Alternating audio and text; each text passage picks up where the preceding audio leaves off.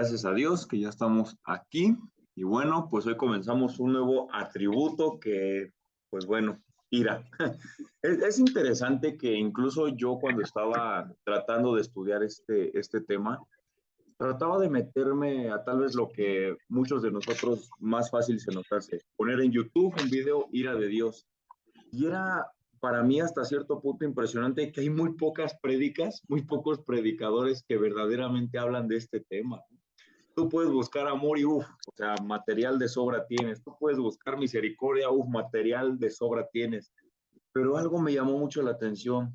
Al buscar información acerca de la ira de Dios, realmente era muy reducida, tanto los predicadores como la información referente a esto. Pero, pues bueno, hoy con la ayuda de Dios vamos a tratar de entender esto, ¿no? Y pues bueno, el primer punto que yo quiero abordar es de que las personas, y no tanto las personas gentiles, por así decirlo, sino incluso dentro de las iglesias cristianas, creen que por el carácter compasivo, misericordioso, amoroso de Dios hacia nosotros, su ira no está operando.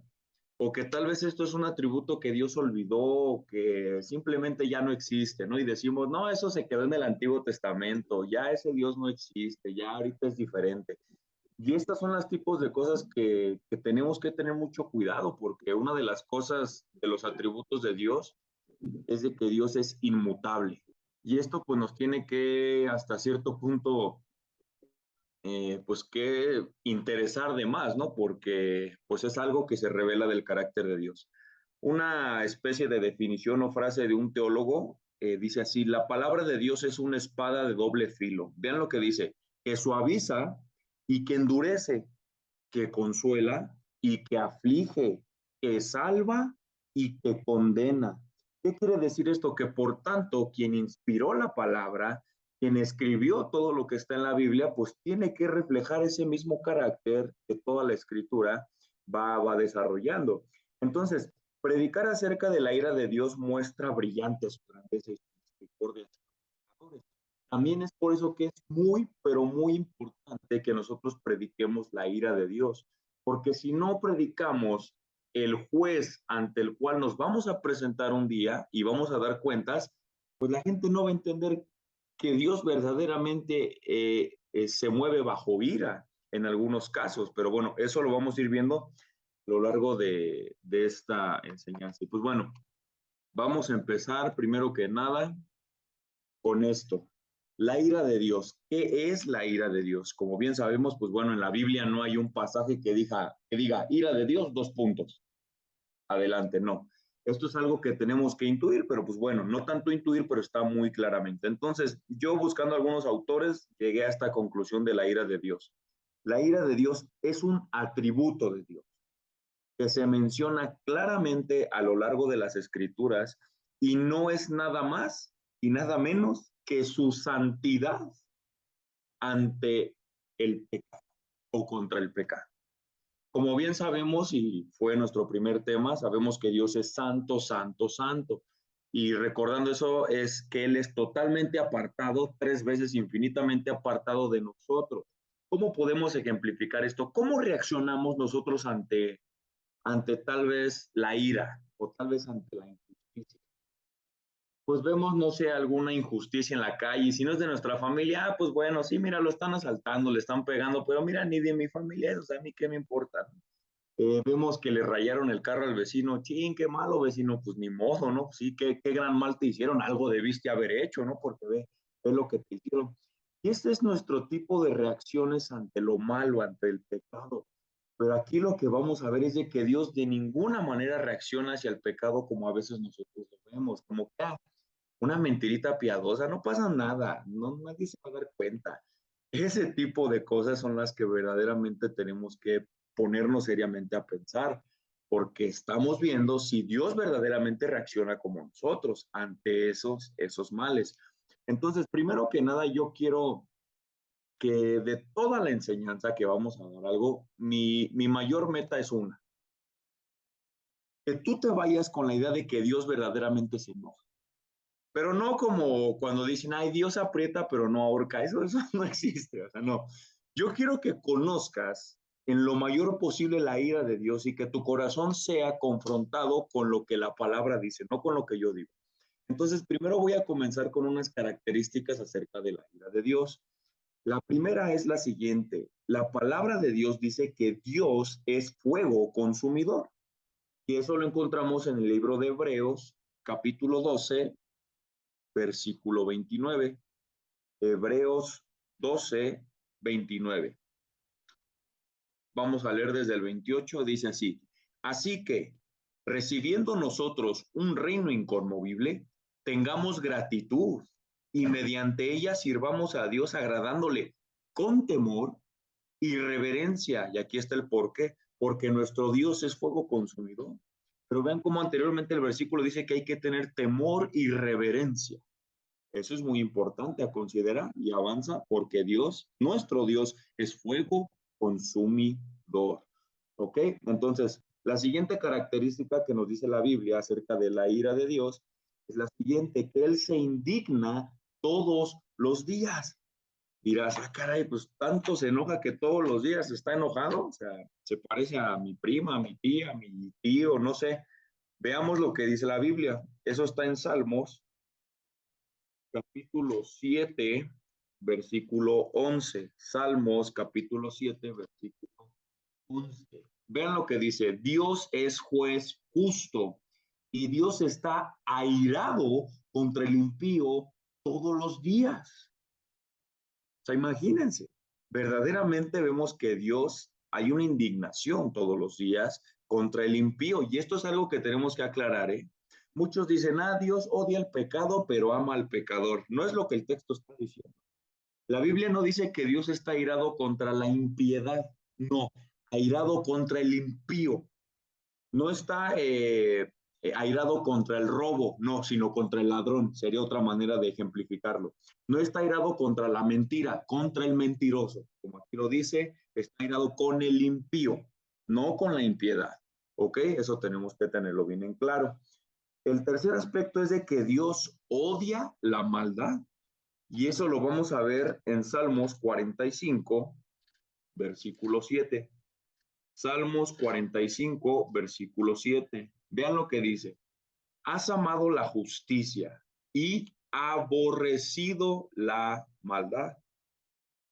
Y vean, aquí yo quiero hacer una especie de analogía o más bien retrospección en la Biblia con referente al primer punto y al 3.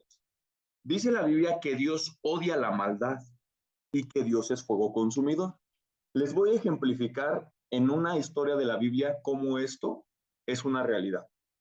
¿Qué dice la Biblia acerca de los hijos de Aarón? Dice que ellos tomaron su incenciario y fueron ante el tabernáculo y que se les ocurrió ofrecer alabanza a Dios.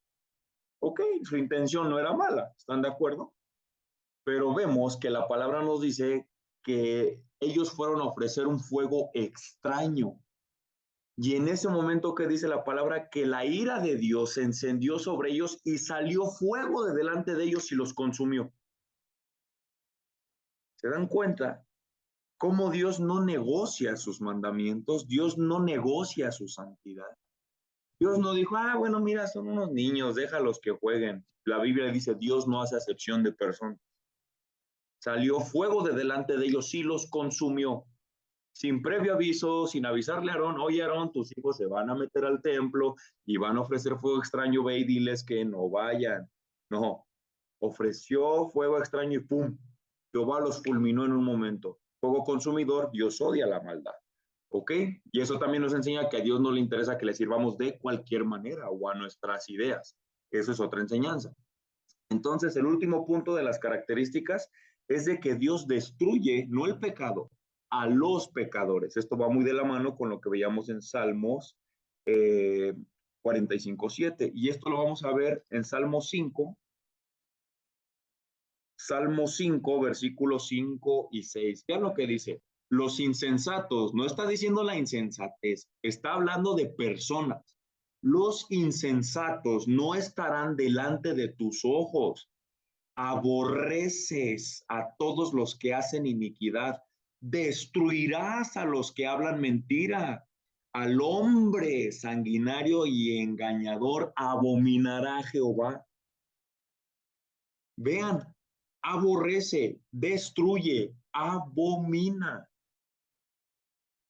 Y bueno, no sé dónde la gente saca de, ay, no, Dios nada más es amor, misericordia. Ok, vamos más adelante. Y esto es algo que pues también creo que es importante, porque si estamos estudiando la ira de Dios, entonces tendríamos que preguntarnos, ok, ¿dónde posiblemente surge la ira de Dios? ¿Y por qué pongo posiblemente? Porque, bueno, nosotros lo único que tenemos en nuestras manos es la Biblia. Claro, la Biblia es suficiente, pero pues tal vez decimos, bueno, no sabemos si antes de que esto haya pasado, tal vez Dios se había irado en otro tiempo, porque pues, Dios es eterno, Dios no tiene tiempo, pero en base al canon que nos registra la Biblia, posiblemente este fue la primera vez que Dios se airó, y eso lo encontramos en el libro del profeta Ezequiel,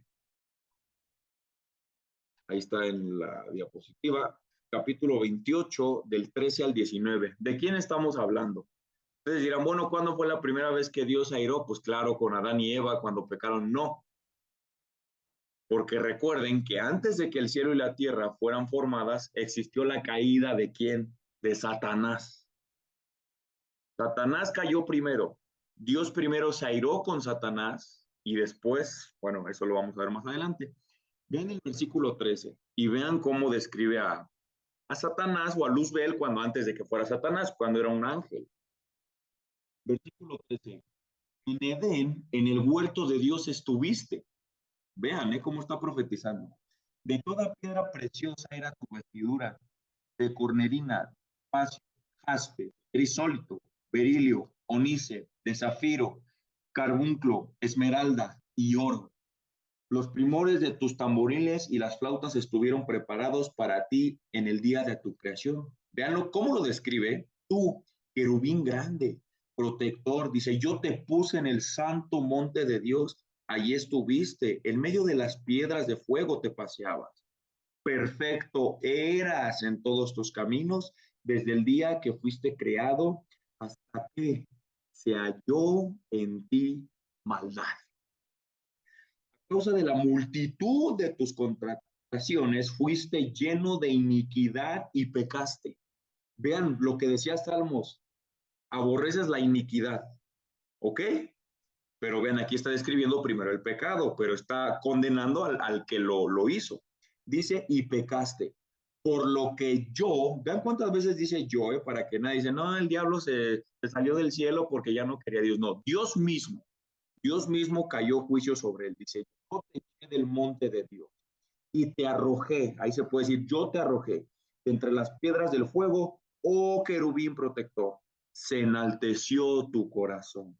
A causa de tu hermosura, corrompiste tu sabiduría a causa de tu esplendor.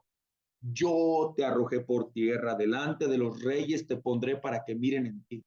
Con la multitud de tus maldades y con la iniquidad de tus contrataciones, profanaste tu santuario. Otra vez, yo pues saqué fuego de en medio de ti, el cual te consumió y te puse en ceniza sobre la tierra a los ojos de todos los que te miran. Todos los que te conocieron de entre los pueblos se maravillaban sobre ti. Espanto serás y para siempre dejarás de ser. Dios es fuego consumidor, dice Hebreos. Aquí estamos viendo que Dios seguía siendo el mismo antes de que Él nos pudiera revelar algo acerca de su carácter desde el Génesis. Desde antes que se fundara la tierra, estamos viendo que Dios mantiene su carácter. Todo el Antiguo Testamento, Dios mantiene su carácter. Pero ahorita vamos a ver que en el Nuevo Testamento, Dios sigue manteniendo su carácter. Dios es inmutable. Ok, entonces eso es lo que vemos. Posiblemente ahí fue la primera vez que tenemos registro que Dios mostró ira. Ok. Entonces, eso fue, por así decirlo, la primera vez. Entonces, ¿dónde surgió tal vez humanamente o en el canon que nosotros estamos viviendo desde que Dios dijo en el principio? ¿Qué quiere decir el principio? Que Dios puso a correr el reloj del mundo, ¿ok? A partir de ese momento en el cual ya aparecen los seres humanos, ¿dónde surge la ira? Y pues bueno, creo que esto es más que evidente, ¿no? Ya se los había dicho. En el huerto de Edén, donde estuvo Satanás, la serpiente. Qué curioso, ¿no? Porque dice el libro de Ezequiel cuando está hablando de la caída de Satanás, dice, en Edén en el huerto de Dios estuviste. ¿Tú crees que estas características de serafín, querubín, se las dijo a Adán? No, porque Adán era un hombre. ¿Tú crees que esto de serafín, querubín, se lo dijo a Eva? No, Eva era una mujer, creada del barro. Sin embargo, ¿quién sí era un ángel que fue caído? Satanás. Entonces vean cómo Ezequiel dice que solamente hubo tres personas en el huerto, ¿están de acuerdo? Adán, Eva y la serpiente. Entonces aquí está hablando de la serpiente, de Satanás, porque dice, en el huerto de Dios estuviste. Entonces, pues vemos que pasa lo que tuvo que pasar. No todos conocemos la historia. Esta, ¿cómo se llama? Eva, pues le dice a este Adán que coma porque la serpiente le dijo. Entonces, pues vamos a ver qué fue lo que pasó. Creo que siempre es bueno recordarlo. Génesis 3, 14 al 19. Y qué curioso, posiblemente a la primera especie que Dios maldice y derrama su ira sobre él es Satanás. ¿Y qué creen? Al primero que maldice Dios en el pecado de Adán y Eva es a Satanás. Y vamos a ver. En cuanto pecan, al primero que Dios le dijo algo fue a la serpiente. Y Jehová dijo a la serpiente, por cuanto esto hiciste, maldita serás entre todas las bestias y entre todos los animales del campo. Sobre tu pecho andarás y polvo comerás todos los días de tu vida. Y pondré enemistad entre ti y la mujer, entre tu simiente y la simiente suya. Esta te herirá en la cabeza y tú le herirás en el calcañar. Ok, luego vemos que a la segunda que maldice es a la mujer. A la mujer dijo, multiplicaré en gran manera los dolores de tus preñeces, con dolor darás a luz los hijos, y tu deseo será para tu marido, y él se enseñoreará de ti. Y luego al hombre dijo, por cuanto desobedeciste la voz de tu mujer y comiste del árbol que te mandé diciendo, no comerás de él, maldita será la tierra por tu causa. Con dolor comerás de ella todos los días de tu vida, espinos y cardos te producirá y comerás plantas del campo. Con el sudor de tu rostro comerás el pan hasta que vuelvas a la tierra, porque de ella fuiste tomado, pues polvo eres y al polvo volverás. Y aquí es algo que en serio nos debería de sorprender. Y tú dirás, sí, me sorprende cómo, wow, maldijo la tierra y vean cómo estamos sufriendo las consecuencias. Y no, eso no es lo que sorprende. Lo que sorprende es por qué Dios no los mató a todos. Eso es lo verdaderamente sorprendente, porque si estamos viendo el carácter de Dios frente al pecado, estamos viendo que en pocas palabras Dios hay veces en las que no perdona. No perdonó a los hijos de Aarón, no perdonó a Usa cuando tocó el arca, y a estas personas que desafiaron, estas criaturas sacadas del barro, desafiaron al sempiterno, y a veces decimos, wow, qué cruel fue Dios con ellos. ¿Cruel? O sea, todavía de que los viste y les da una promesa de redención mesiánica, ¿estás diciendo que fue cruel con ellos? Y creo que ese es uno de los problemas más grandes de hoy en día, no solamente en todas las iglesias, ya sea cristianas o no cristianas, sino en la humanidad misma. No sabemos quiénes somos nosotros y no sabemos quién es Dios. Por eso es de que a veces actuamos de una manera y tenemos unas ideas acerca de Dios. Entonces, aquí tenemos que darnos cuenta de algo. El diablo sabía algo. Y posiblemente aquí el que más espantó fue el diablo. ¿Por qué? Porque cuando dice, pondré enemistad entre ti, le está hablando a la serpiente, y la mujer, y entre la simiente tuya y la simiente de ella, esta te herirá en la cabeza y tú le herirás en el calcañar.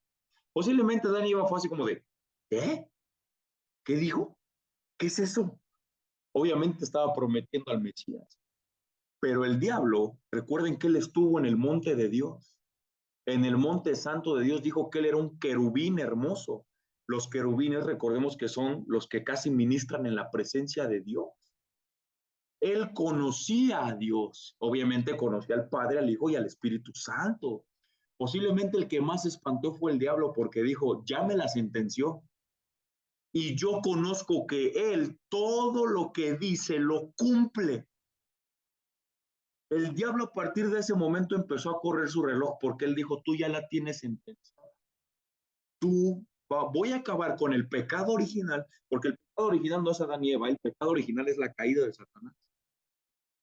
el diablo, Dios le dijo, de una vez por todas voy a dar fin al pecado que tú originaste. Y es donde habla Apocalipsis, pero eso lo vamos a estudiar ahorita. Entonces vean, el diablo a partir de ahí sabía que el tiempo para él empezaba a contar y que el tiempo era corto, porque sabía que Dios lo iba a hacer. Entonces, ¿qué quiere el diablo? Pues llevarse a los más posibles, en pocas palabras, ¿no? Y engañar y pues bueno, vemos que ha hecho un teatro, pero que le ha funcionado re bien. Y aquí estamos, ¿no? Tratando de dañarle ahí su teatro, ¿no? Pero bueno, vamos a seguir avanzando. Entonces, otra pregunta, ¿no? Ya para finalizar mi parte. ¿Qué provoca la ira de Dios? Creo que es importante saberlo, ¿no? Y pues miren, no me voy a ir tan explanado, no, no me quiero extender mucho. Mira, es unánime la respuesta. Toda la escritura, desde Génesis hasta Apocalipsis, muestra que la ira de Dios es provocada básicamente y únicamente por el pecado. Punto, ya, no te compliques. Y eso obviamente pues incluye desobediencias, iniquidad, transgresión, rebeldía y todo lo que va en contra de su voluntad y de sus secretos. No te compliques, no, no quieras decir, oye, pero la mentirita así, la chiquita, la que nada más dices esa o no tanto o es así, no te engañes. Pecado es pecado, la Biblia no hace diferenciación, tamaños de pecado, tampoco la Biblia hace diferenciación en tamaños de ira, ¿ok? Entonces, aquí simplemente voy a terminar haciendo un pequeño recorrido, tratando de abarcar la mayor parte de la Biblia para que vean que el carácter de Dios no ha cambiado. ¿Qué quiere decir? Que se enoja desde Génesis, desde Deuteronomio, Éxodo, Números, y no voy a citar uno de cada libro, pero voy a tratar de hacer para que, ¿cómo decirlo? Para que digan, oye, pues me citaste varios libros que tal vez unos son diferente época, desde el Nuevo Testamento, y sí, verdaderamente Dios no ha cambiado, Dios se enoja, ¿ok? Y voy a irme aquí un poco rápido para no detenerme tanto. Primero, Deuteronomio 9:8, ahí está anotado por si voy muy rápido. Dice así, en Horeb provocaste a ira a Jehová y se enojó Jehová contra vosotros para destruirlos. ¿Okay? Eso es Deuteronomio. Luego vamos a ver Éxodo 15. Éxodo 15:7. Y dice así, y con grandeza, con la grandeza de tu poder, has derribado a los que se levantan y se levantaron contra ti. Enviaste tu ira y los consumió como hojarasca. Básicamente diciendo que Dios te puede matar como tú cuando se te para un mosco y le pegas. Y eso por poner un ejemplo, ¿eh? Porque así es como sería tan fácil a Dios consumirnos en un momento. Vamos a ver Éxodo 32, 10 y 11. Dice así. Está hablando Dios y Moisés. Dice, ahora pues, deja que se encienda mi ira en ellos y los consuma, y yo haré de ti una nación grande. O sea, estamos hablando de que está el pueblo de Dios abajo del monte Sinaí y no sé cuántas personas en el pueblo de Israel había, pero más de 1 millón de personas ya había. Y él le dice a Moisés, deja que pues me aire, o sea, en un momento los consumo y hago de tu otra nación, no pasa nada. Es que a mí me cuesta matarlos a todos o me tardaría mucho en hacerlo. Son cosas que verdaderamente nos tenemos que poner a pensar, ¿no? Vamos ahora un poco más adelante en el canon, Números 11:1 y 2. Dice así, aconteció que el pueblo se quejó a oídos de Jehová y lo oyó Jehová, omnisciencia, y ardió su ira y se encendió en ellos fuego de Jehová y consumió uno de los extremos del campamento. Ira, furor de Jehová, ¿ok? Vamos un poco más adelante, o bueno, más bien más atrás, porque Job posiblemente es el libro más antiguo de la Biblia. Entonces, Job 4:9. Y dice así, perecen por el aliento de Dios y por el soplo de su ira, son consumidos. Cuando estás hablando de consumir, o sea, está siendo consumido, o sea, está hablando de algo violento, ¿no? No sé si me explico. Luego vamos a Ezequiel 7, yo creo que es uno de los que más me sorprende, pero está en la Biblia, en serio, se los prometo. Ezequiel 7, 8 y 9. Vean lo que dice. Ahora pronto derramaré mi ira sobre ti y cumpliré en ti mi furor y te juzgaré según tus caminos y pondré sobre ti tus abominaciones y mi ojo no perdonará, ni tendré misericordia. Según tus caminos pondré sobre ti y en medio de ti estarán tus abominaciones y sabrás que yo soy Jehová el que castiga. Bueno, ahora pues vamos a nada más ver 4 pasajes del Nuevo Testamento para que vean que Dios se enoja en el Nuevo Testamento. ¿Quién es Cristo? Obviamente, ¿no? Dios mismo. Él dijo en Mateo 3:7, al ver que muchos de los fariseos y de los saduceos venían a su bautismo, les decía, generación de víboras, ¿quién nos enseñó a huir de la ira venidera? Obviamente está profetizando el juicio, ¿no? Vamos a ver Romanos 2:5. Ya Pablo, ella falleció, bueno, ya murió y resucitó Cristo. 2:5 dice así, pero por tu dureza y por tu corazón no arrepentido, atesoras para ti mismo ira para el día de la ira y de la revelación del justo juicio de Dios, el cual pagará cada uno conforme a sus obras. Ok, vamos a ver el penúltimo, Juan 3:36. El que cree en el Hijo tiene vida eterna, pero el que rehúsa creer en el Hijo no verá la vida, sino que la ira de Dios está sobre él. ¿Okay? Vamos al último, y creo que es uno de los más fuertes, pero está en la Biblia, en serio. Si no me creen, vean en su Biblia. Hebreos 10, 29 al 31, dice así, ¿cuánto mayor castigo piensas que merecerá el que pisoteare al Hijo de Dios y tuviere por inmunda la sangre del pacto, en la cual fue santificado, e hiciere afrenta al Espíritu de gracia? Pues conocemos al que dijo, mía es la venganza, yo daré el pago, dice el Señor. Y otra vez, el Señor juzgará a su pueblo. Horrenda cosa es caer en manos del Dios. Entonces, ¿qué les puedo decir? O sea, estamos hablando de que casi en toda la Biblia, y digo, no menciona Apocalipsis, pero también está en Apocalipsis. Y eso es algo que lo habla ahorita Cassandra. Pero es unánime, Dios se enoja, Dios es fuego consumidor, Dios se ira. Entonces vamos a ver la segunda parte de esta clase. Sí, yo creo que ese ha sido un problema muy grande en estos tiempos que prácticamente ya no se predica acerca de la ira de Dios. Y me pasó lo mismo que a Mauri, o sea, el buscar información acerca de la ira era como de no, no hay, no existe, pero sí existe, la Biblia lo dice. Y bueno, creo que muchos creemos que el diablo es muy, muy malo, pero aquí les voy a decir algo que tal vez todos van a decir, no, ¿cómo crees? Pero es la verdad. Nosotros no estamos muy lejos de ser como él. La verdad es que no estamos nada lejos. Eh, la pregunta aquí es, ¿por qué Lucifer, Satanás, el diablo, fue arrojado? Quería ser como Dios. Y hay que ser muy sinceros todos aquí. ¿Nosotros lo hemos hecho alguna vez? ¿En qué manera?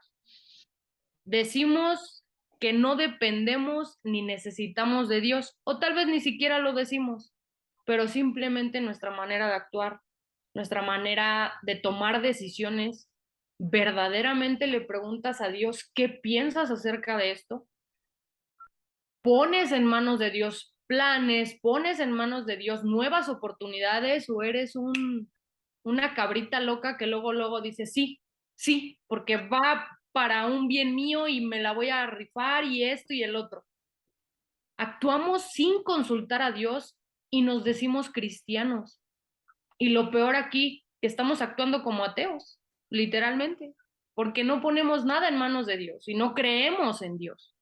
Otra cosa, el diablo quería ser como Dios para recibir él gloria. para que él fuera exaltado, para que él fuera en un ámbito reconocido, decir, no, es que yo soy Lucifer, soy hermoso, díganme mi belleza, díganme acerca de mis cualidades. Nosotros somos igual, buscamos robar la gloria que es de Cristo. Muy fácil, no sé, hermanos predicando en su iglesia. Ah, qué buen sermón di. Ah, qué buen hermano soy. Ah, qué buena esposa soy. Ah, qué buen esposo soy. No eres tú, es el Señor obrando en ti. Si tú puedes hacer algo bien, es el pecado. Pero eso, tú quieres robar la gloria que no te pertenece. Dios te dio dones, Dios puso en ti habilidades. No es que tú seas muy bueno. Entonces la gloria completa es de Dios y nosotros actuamos como Satanás, queremos esa gloria y todos lo hemos hecho. Otra también es que vivimos para satisfacernos a nosotros mismos. El diablo eso quería, por eso fue arrojado. Él quería satisfacer sus necesidades de ser igual que Dios o hasta mayor que Dios. Y nosotros somos igual, nosotros deseamos literalmente satisfacer nuestras necesidades y cumplir todos nuestros sueños a costa de lo que sea y lo que pase, sin tener en mente a Dios. Entonces, después de que les digo esto, ¿no creen que nosotros estamos muy cercanos a ser más como el diablo que como Cristo? ¿O que hemos actuado más como Satanás que como Cristo? Porque la maldad está dentro de nosotros. Eso sí está dentro de nosotros. Lamentablemente creemos ser Dios y que tenemos el control de nuestras vidas. De verdad, hay veces que yo veo imágenes en Facebook, en Instagram, donde te dicen, tú haces tu propio futuro, tú puedes cambiar tu vida, depende de ti. No depende de ti, depende de Dios. Si Dios quiere darte, Dios da, Dios quita, Dios provee, Dios hace todo, tú no haces nada. Dios hasta te permite el hecho de respirar. Dios te da la vida y también la quita. Dejemos de adjudicarnos algo que no es de nosotros. Y a eso es a lo que yo llego a decirles que hemos actuado muchas veces como literalmente Satanás. Analizan nuestra maldad y nuestro pecado. O sea, ¿qué tan podridos estamos? Literalmente. Amaury comentó qué es lo que aborrece el Señor. Y en pocas palabras es el pecado. Pero como bien lo decía, no solamente aborrece el pecado, aborrece al que hace pecado. Y esto literalmente lo estoy marcando porque hay veces que mucha gente dice que Dios solamente odia el pecado, pero no al pecador. Y esa es una mentira muy grande. Dios aborrece al pecador, aborrece al que hace iniquidad, aborrece al mentiroso, aborrece. Y no es que lo diga Cassandra, literalmente está en la palabra. Así que vamos a Salmos 5, versículo del 4 al 6. Este también lo leyó a Mauri, pero vamos a ver a quién. Dice, aborreces a todos los que hacen. Aquí no dice aborreces la iniquidad. Aquí dice aborreces a todos los que hacen iniquidad. Destruirás a los que hablan mentira, no a la mentira, a los que hablan mentira.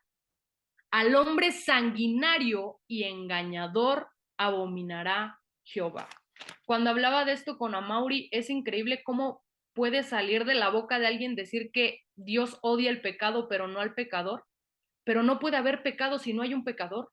Es imposible. O sea, tiene que haber un pecador para que el pecado salga, para que el pecado esté ahí. Entonces, es imposible separar esos dos. No hay manera de hacerlo.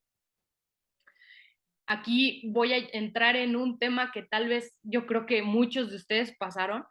Y antes yo tenía miedo de ir al infierno y estar con Satanás. Todos imaginamos ese aspecto, ¿no? De que vamos a estar en el infierno y que Satanás nos va a hacer y deshacer y esto y el otro. Eso los cristianos. Pero otros, que son los mundanos, Literalmente piensan que el infierno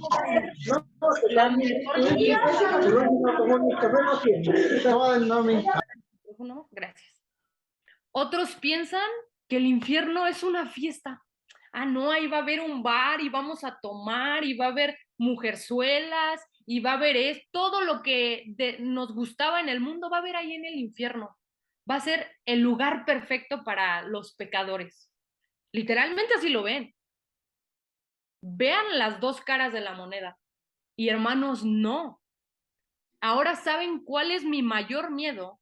Uno, recibir toda la ira de Dios que el Señor ha acumulado contra mí. A Mauri lo dijo, él se airea todos los días contra el impío. Y díganme aquí, todos pecamos diario. Y aquí dice, es imposible que nada más queramos ver un ámbito de que Satanás está ahí y esto y el otro. Entonces, mi miedo es recibir toda la ira de Dios que tiene acumulada contra mí. Ir al infierno es parte de su ira.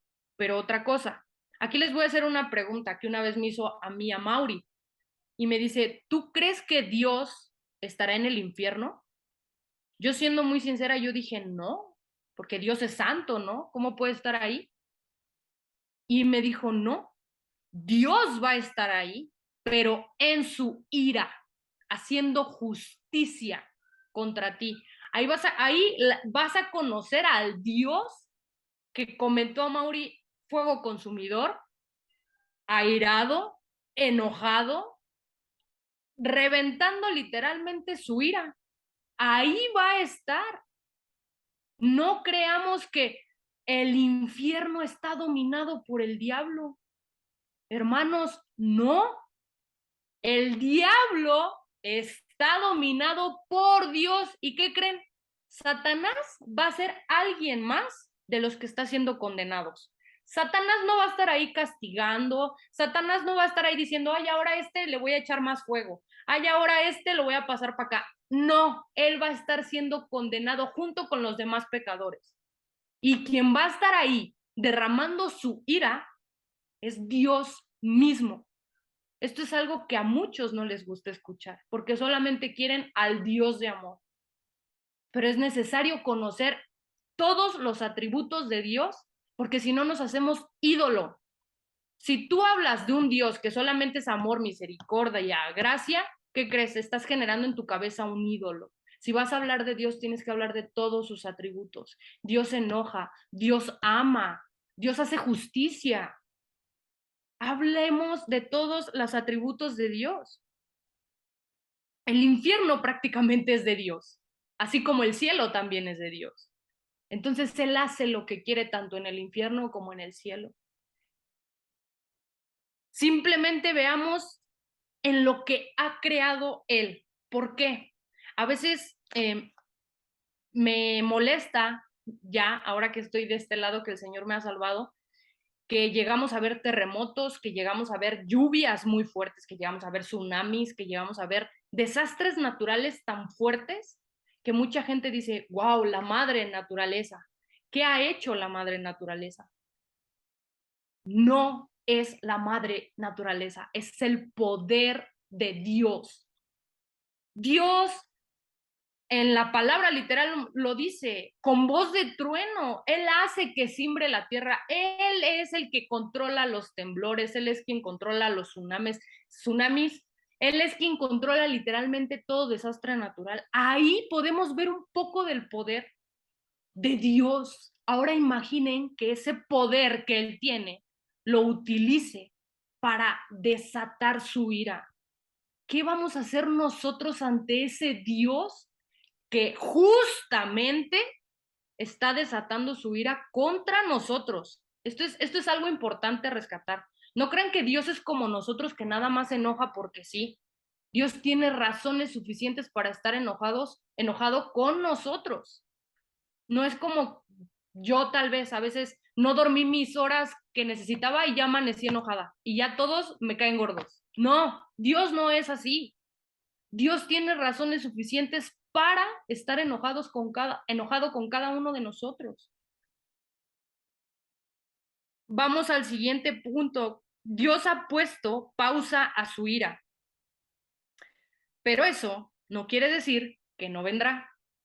No sé si conocen a un famoso pastor que se llama Paul Washer. Me encanta la alusión que él hace. Dice, hagan de cuenta, hermanos, que ahorita Dios tiene su mano y nosotros estamos aquí.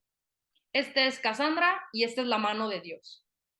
Dios ahorita está pausando su ira, pero llegará el momento en que Él va a quitar esa mano y la ira se va a desatar al 100%.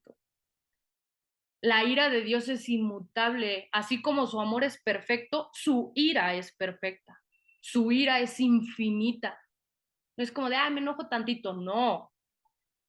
Dios es todo o nada. Ese es un punto también muy importante que tenemos que tener claro.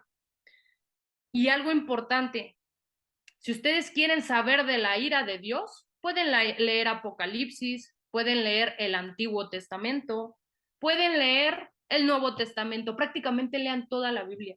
A mí se me hace ilógico que lleguen a decir que la ira de Dios no está.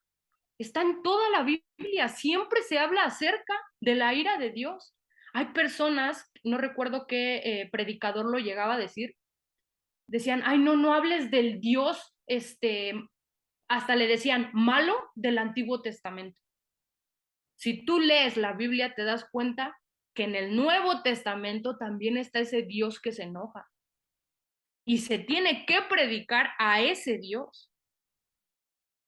Entonces, no hay manera de decir que no conocíamos la ira de Dios si leemos la Biblia. Pero de verdad que yo estoy emocionada. Cuando venía este tema, yo le dije a Mauri, estoy muy emocionada de compartir esto, porque ya no se predica la ira de Dios, ya todo es amor, ya todo es, ven a Cristo y vas a recibir una casa, ven a Cristo y tus problemas se van a arreglar, pero nadie habla de eso, nadie. Y miren, vamos a ver a Apocalipsis 6, capítulo 6, versículo 15 y 17. Quiero que vean un poco de lo que viene, porque el Apocalipsis sabemos que es una profecía, es algo que va a venir. Vean hasta qué punto llega la ira de Dios. Y ahí solamente se muestra un poco. De verdad que si llegáramos a ver la doctrina del infierno, ahí entenderían más de la ira de Dios. Apocalipsis 6, 15, 16 y 17. Vean, aquí es cuando se están abriendo los sellos. Dice, y los reyes de la tierra, y los grandes, los ricos, los capitanes, los poderosos, y todo siervo y todo libre, ¿qué hicieron ante Dios airado? Se escondieron en las cuevas y entre las peñas de los montes. Vean el ruego de estas personas que sabían que la ira de Dios venía por ellos. Le hablaban a los montes y a las peñas, le hablaban a una piedra, le decían, caed sobre nosotros y escondednos del rostro de aquel que está sentado sobre el trono y de la ira del Cordero, porque el gran día de su ira ha llegado. ¿Y quién podrá sostenerse en pie? ¡Wow! Algo importante que aquí quiero destacar es que vean y dice la ira del Cordero. Recordemos que Cristo, Dios Padre y Espíritu Santo es Dios, o sea, no hay manera de decir, ay, es que Cristo es misericordioso, es amor y es bien bueno. Pero Dios Padre se enoja, es malo y esto y el otro. Pero el Espíritu Santo no, todos son igual. Todos se airan, o sea, aquí prácticamente dice la ira del Cordero, la ira de Cristo, no la ira de Dios Padre, no, todos tienen ese atributo. No puedes decir ni atreverte a decir que cada uno es diferente, porque son la misma esencia, es Dios mismo. Entonces, vean hasta qué punto llega el conocer la ira y ver la ira, lo que ellos rogaban a piedras que no se mueven, que no hacen nada, cae sobre nosotros, escóndenos, no queremos ver. al Cordero en su ira. Ojalá entendiéramos eso, hermanos, de verdad, ojalá pudiéramos entender la ira de Dios, porque creo que así nos ayudaría demasiado a dejar de pecar en ese temor. Ahora vamos a otro punto. Entonces, concluimos que todos somos pecadores y es por eso que la ira de Dios es justa y que es justo que nosotros recibamos la ira de Dios. Y si alguien aquí se atreve a decir que no es pecador, vamos a ver qué dice la Biblia. Salmo 51:5. A ver si hay alguien muy bueno que dice, no, Cassandra, yo no he pecado nunca en mi vida, nunca. 51:5. Y no lo está diciendo Cassandra, lo está diciendo Dios mismo. Dice, he aquí, en maldad he sido formado y en pecado me concibió mi madre. O sea, desde que tú estabas en el útero de tu madre ya eras pecador. No tuviste que salir del útero para que ya fueras malo. Ya estaba el pecado inmutado en ti. Ya venías siendo pecador. Ya eres malo. Y regresamos al mismo ejemplo a los que dicen, no, es que yo no. ¿Por qué a un niño le tienes que enseñar a ser bueno? Porque nace siendo malo. Al niño no le enseñas a mentir, al niño no le enseñas a hacer cosas malas, él ya las sabes. A él le tienes que decir, no hagas berrinche porque es malo. No te enojes porque es malo, no hagas esto, no hagas esto, no hagas esto. Si tú no educas a un niño, se vuelve un monstruo. Ahí es literal la imagen más correcta de decir que la Biblia, lo que dice la Biblia es verdad. ¿Quién se atrevería a decir que no? Es imposible. Y vamos a ver ahora, entonces, si nosotros somos pecadores, ¿qué pasará con los pecadores? Vamos a Salmo 50. Salmo 50, 16, 21. 16 al 21. Vean, pero al malo, o sea, a Cassandra, a Mauri, a Marisol, a Carla, a todos nosotros, dice, dijo Dios, ¿qué tienes tú que hablar de mis leyes y qué tomar mi pacto en tu boca? Pues tú aborreces la corrección y echas a tu espalda mis palabras. Si veías al ladrón, tú corrías con él y con los adúlteros era tu parte. Tu boca metías en mal y tu lengua componía engaño. Tomabas asiento y hablabas contra tu hermano. Contra el hijo de tu madre ponías infamia. Estas cosas hiciste y yo he callado. Aquí es donde yo les digo que Dios ahorita está poniendo una pausa en su ira. Dice, órale, sigan haciendo, sigan deshaciendo. Y vean lo que dice, ¿pensabas que de cierto sería yo como tú?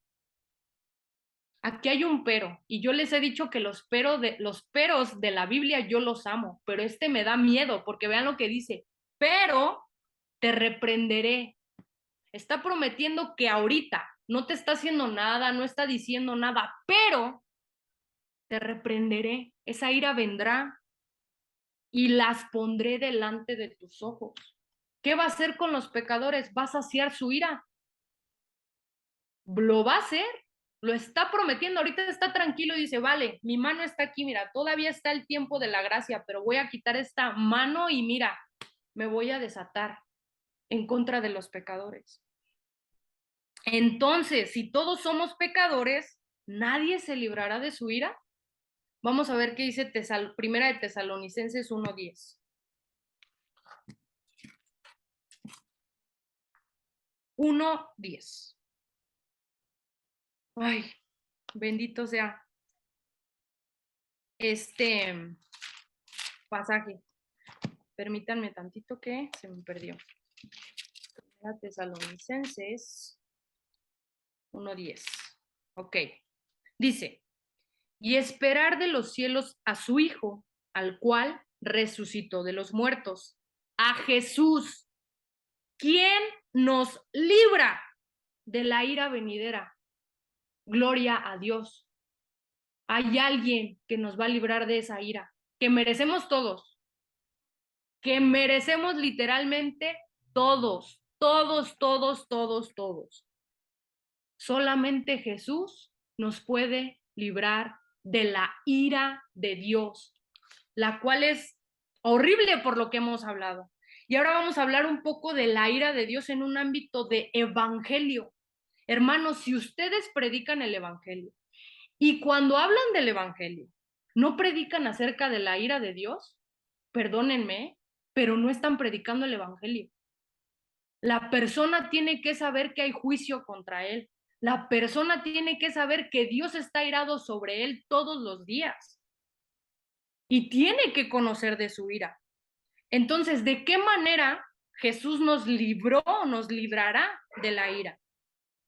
Aquí voy a hablar acerca del sacrificio de Cristo en la cruz.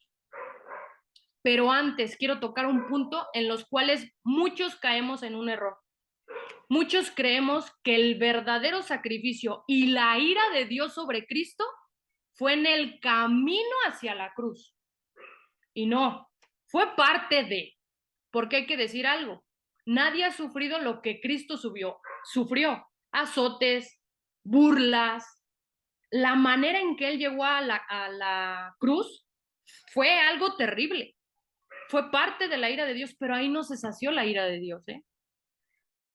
Los católicos hacen mucho en un ámbito, ay Jesús, los clavos, ay Jesús, su sangre, ay Jesús, cómo lo escupieron, cómo le pegaron esto. Claro, sí, es doloroso y repito, nadie ha sufrido lo que él sufrió, pero esa no es la causa de que Dios nos haya librado de esa ira.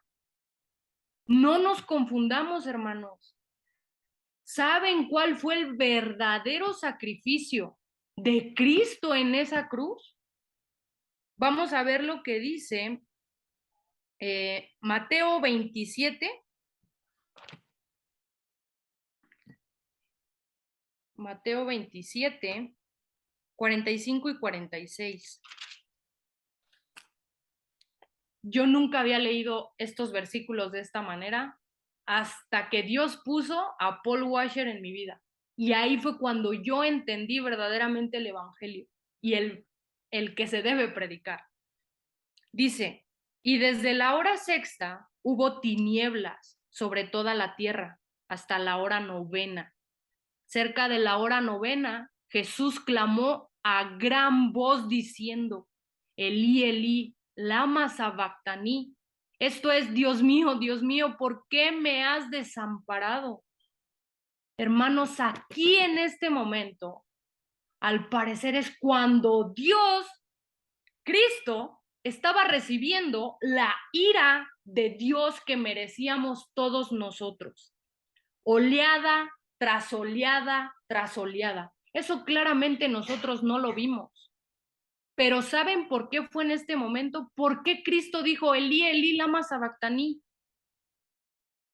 Si Dios conocía perfectamente a su Hijo, sabía quién era Cristo, hizo su voluntad al 100%, ¿por qué Dios Padre lo abandonó?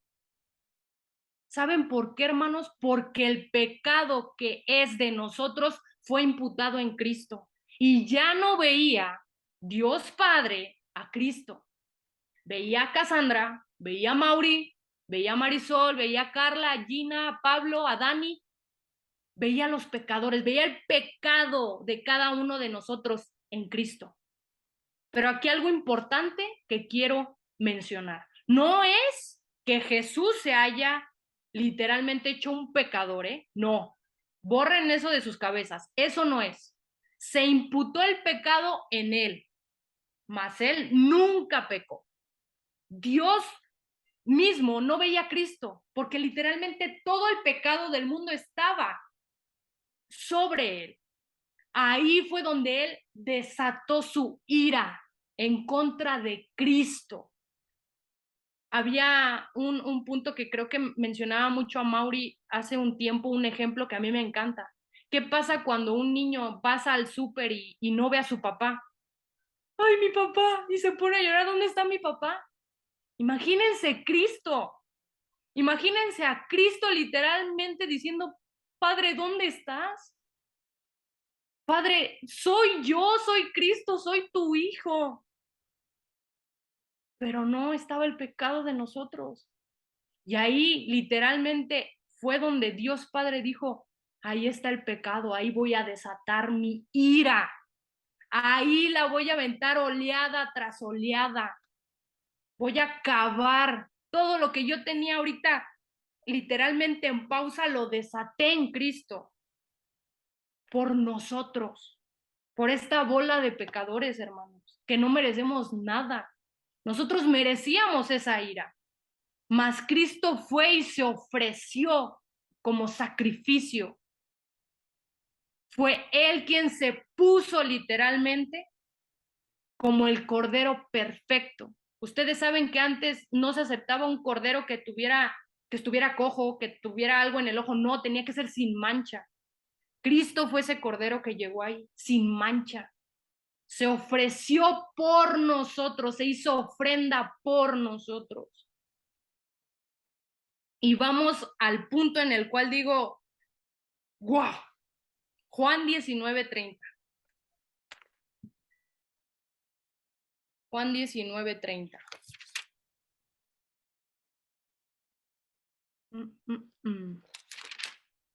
Dice, cuando Jesús hubo tomado el vinagre, dijo, consumado es. Y habiendo inclinado la cabeza, entregó el espíritu. ¿Qué significa ese consumado es?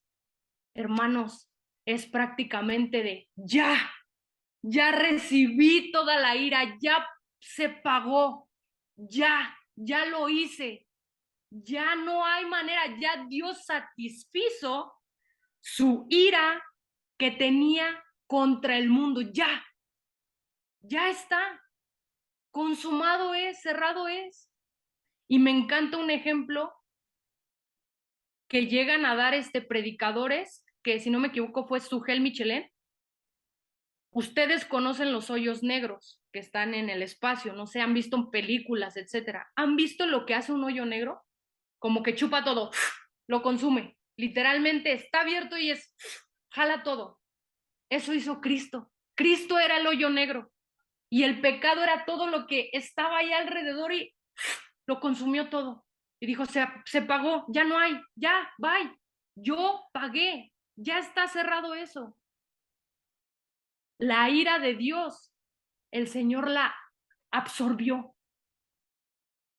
Él como hoyo negro, literalmente toda la ira la recibió y la cerró. Hermanos, wow. No sé si han escuchado este evangelio que es el correcto en un ámbito de decir, esta es la ira, esto fue lo que pasó en la cruz. No hablemos solamente de amor y sentimentalismo. Hablemos de literalmente lo que es.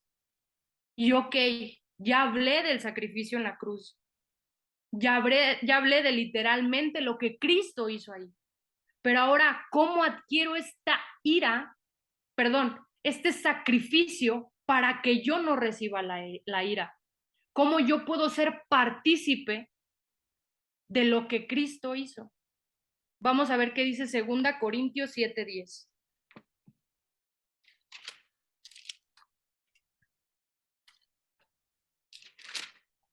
Dice,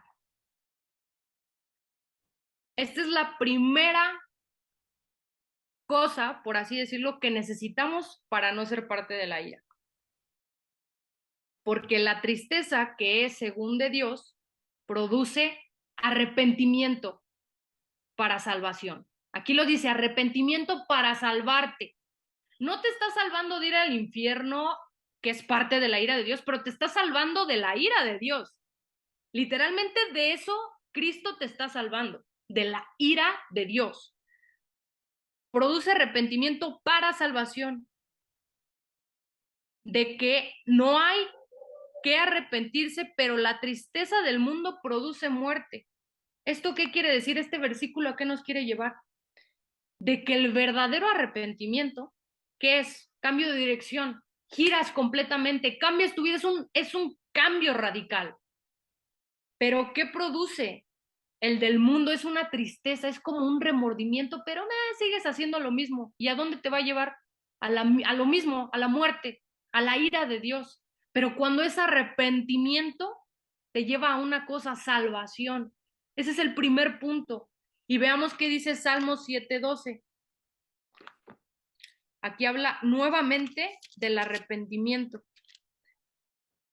Y a Mauri justamente leyó el 11. Dice, Dios eso es justo y Dios está irado contra el impío todos los días. Pero aquí dice, si no se arrepiente, él afilará su espada. Armado tiene ya su arco y lo ha preparado. Nuevamente, si no se arrepiente. ¿Cuál es el segundo? La segunda cosa que necesitamos. Romanos 1:17. Romanos 1:17. Porque en el Evangelio la justicia de Dios se revela por fe y para fe, como está escrito, mas el justo por la fe vivirá. Aquí quiero tocar un punto primeramente. Dice, porque en el Evangelio la justicia de Dios se revela. ¿Por qué se revela la justicia de Dios? Porque recordemos que un juez justo no puede perdonar a pecadores nada más porque sí, porque es muy misericordioso, no. Literalmente, a lo que ahorita les hablé, Cristo pagó. Ahí Dios satisfizo su ira que merecíamos todos nosotros. Entonces, ¿qué se hizo ahí? Justicia. Ahí está la justicia. La ira de Dios literalmente marcó ahí la justicia. Se pagó el precio. Pero después dice, se revela por fe y para fe, como está escrito, mas el justo por la fe vivirá. La segunda cosa es fe. Pero esa fe no es que nosotros así como de, ay, sí, yo creo mucho en Cristo. ¿Por qué? Porque yo lo decía. Yo antes decía, antes de que el Señor me diera este nuevo nacimiento, yo decía, ay, no, sí, yo creo en Dios, yo creo en Jesús, yo creo en Cristo. Esa no es una fe verdadera. Dios la da. Y si no la tienes, ruega al Señor que te la dé. Señor, dame fe. ¿Pero fe en qué? ¿Fe en quién? Aquí está el punto principal. Juan 3:36. Y este versículo justamente lo leyó a Mauri, pero enfocado en el tema de la ira. Dice, ¿en quién va a ser nuestra fe? El que cree en el Hijo tiene vida eterna, pero el que se rehúsa a creer en el Hijo no verá la vida, sino que la ira de Dios está sobre él. La ira sigue ahí. Si tú no crees en Cristo, si tú te rehusas a que tu única esperanza sea Cristo, la ira está sobre ti. Y no lo digo yo, lo dice Dios mismo. Es nuestra única entrada a librarnos de la ira de Dios. Arrepentimiento y fe. Pero recordemos que eso lo da el Señor.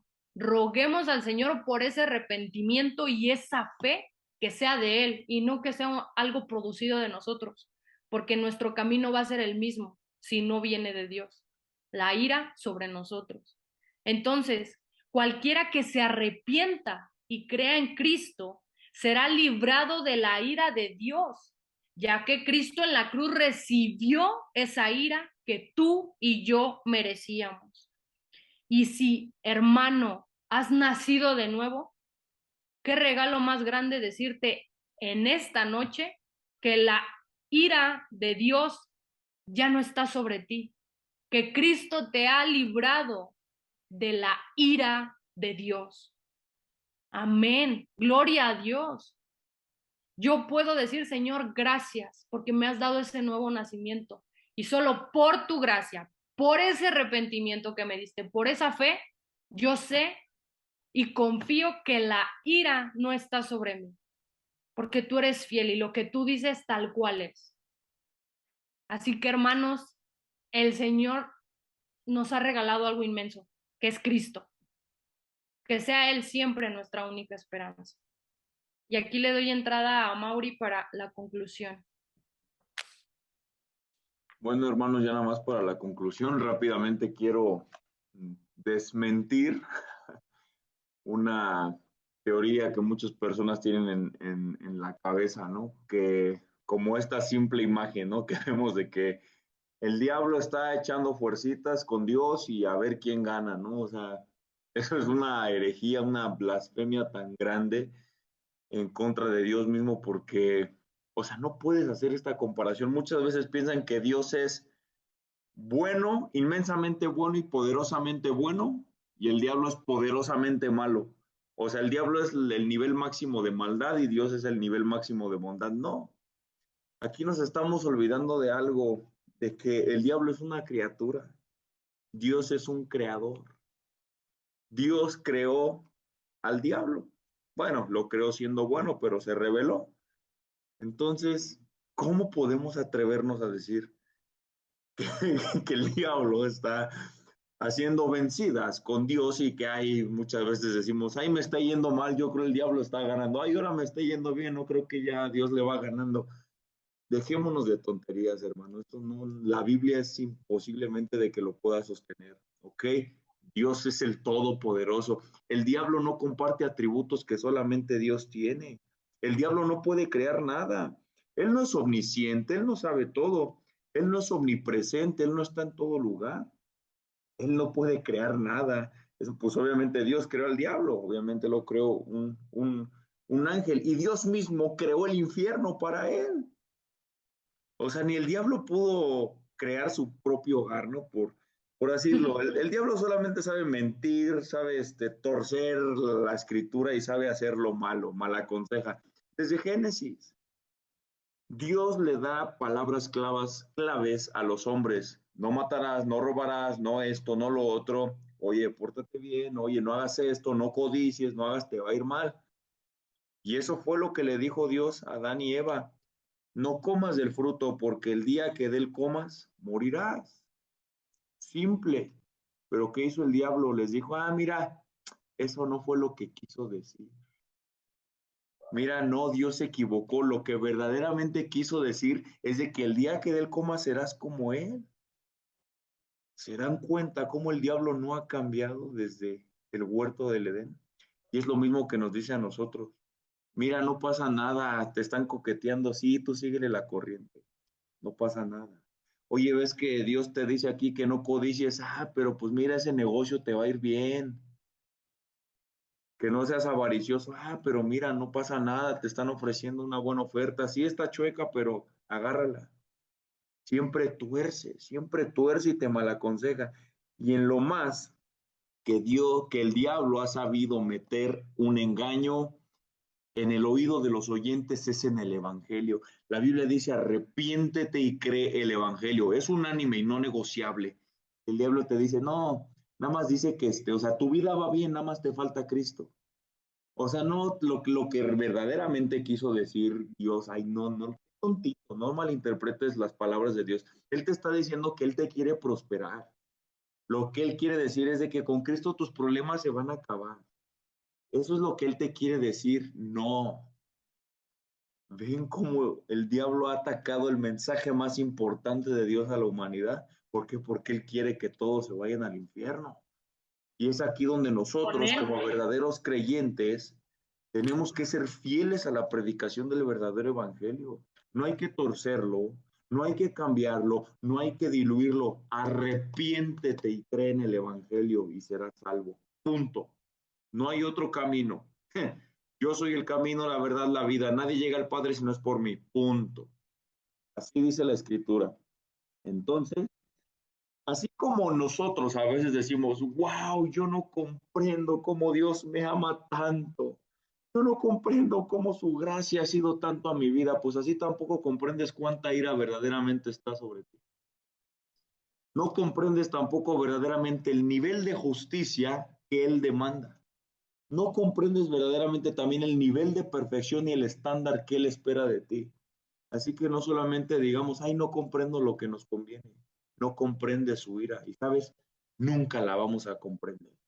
Porque si la comprendiéramos verdaderamente estaríamos en nuestras casas como conejos temblando, no queriendo ni abrir la boca, ni salir de nuestras casas, ni abrir nuestros ojos por temor a pecar en contra de Él.